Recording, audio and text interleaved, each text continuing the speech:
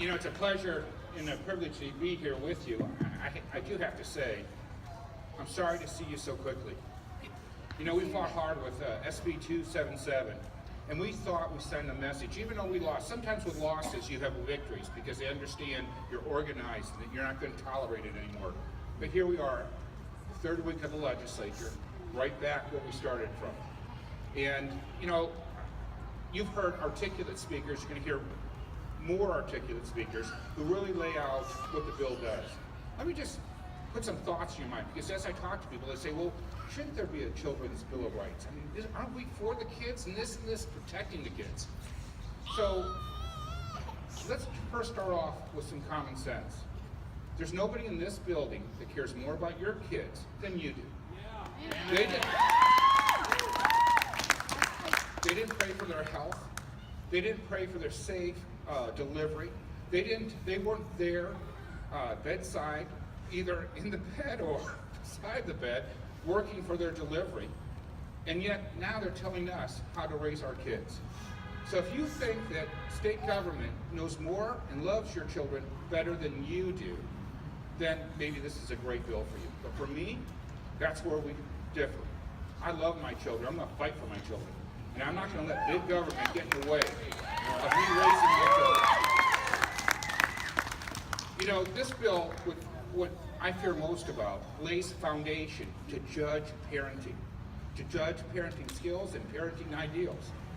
So it creates that wedge between a parent and their child.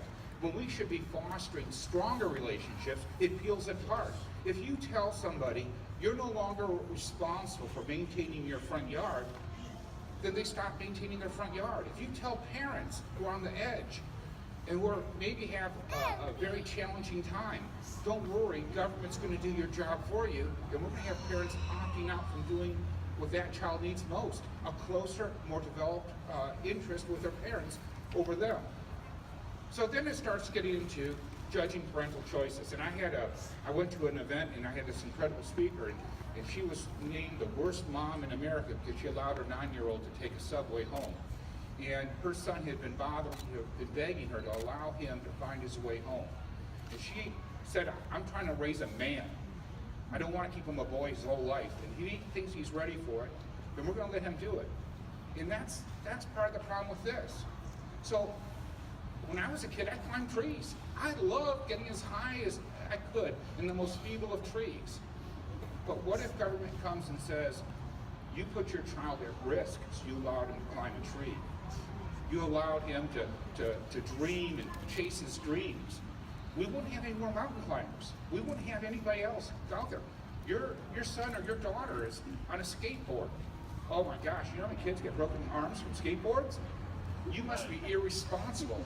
We're judging you now, and we don't think that you're a good parent. So we're going to take that child from you. And we're going to put it in an institution that doesn't love and fight for that child. They may be good people, but it's not their child. And then what happens if you had the misfortune of having a Trump campaign sign in front of your yard because you supported Trump? Oh, you must not be a good parent because you're one of those. You have crazy ideas.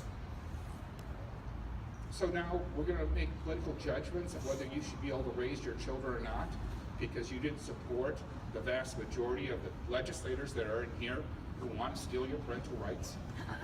This is crazy stuff. You homeschool. Oh my gosh, you don't have a license. You don't have a teaching credential. How dare you? Yet we know statistically homeschoolers do exceptionally well.